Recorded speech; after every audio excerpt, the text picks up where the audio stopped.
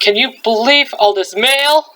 One of these days someone's gonna find me buried alive under sacks of mail. Well, let's dig in and see what we have today. Dear Eric, every day I follow my cards faithfully, I eat all my meals like I should, and move my cards over for each meal. I don't have any problem following your program. Yay!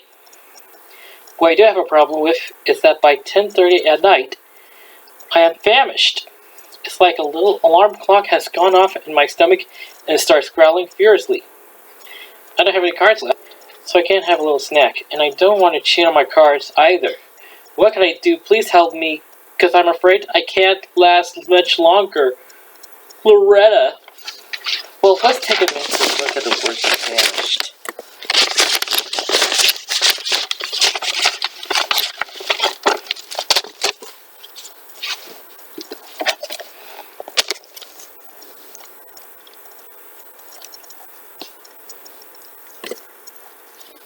Famished. If you are famished, you are very hungry. Loretta, on 1,200 or 1,500 calories a day, we're not deprived of food. If you're eating 500 or 800 calories a day, and then I say yes, we're famished. So famished is not the word you should be using. What's happening is psychologically your mind knows that you are out of carbs for the day. So it immediately triggers the hunger sensation. It's like your mind is playing a game with you.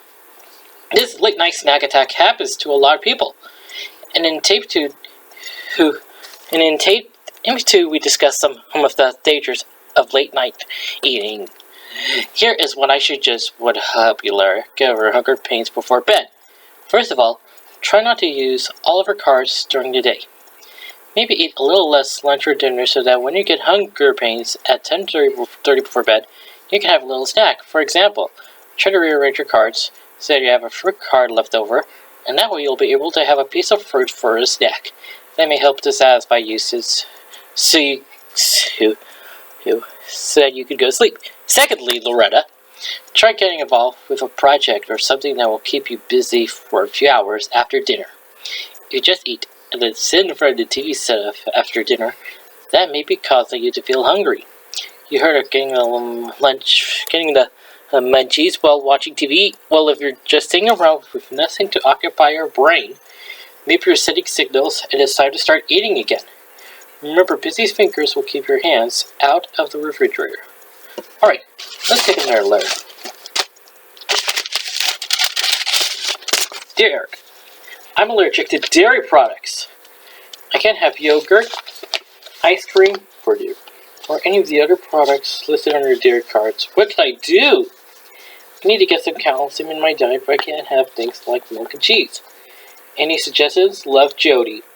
Well, Jody, there are a few possibilities for you.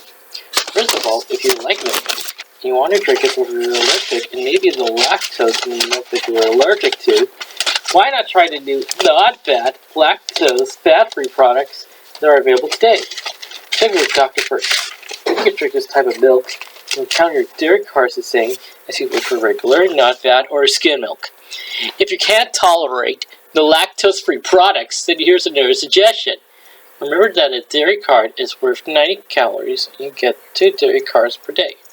That means you get 180 calories a day in dairy cards.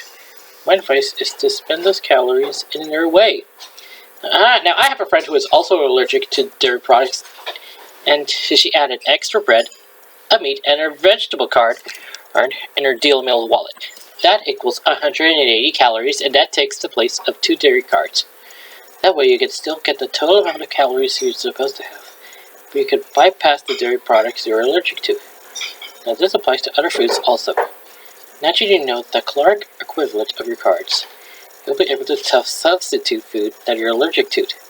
Finally, to get your daily calcium requirements, increase your intake of vegetables. It has been proven that broccoli has a higher calcium content than even milk. And although you are allergic to dairy products, you can still get the calcium you need from sources like broccoli and other dark green vegetables. So you see, even if you're allergic to certain foods, you can still stay on daily meals simply by substituting the carbs you can't use for others that you can. And you thought it couldn't be done. Well, goodbye, Loretta. Goodbye, Jody. I gotta get back to my mail.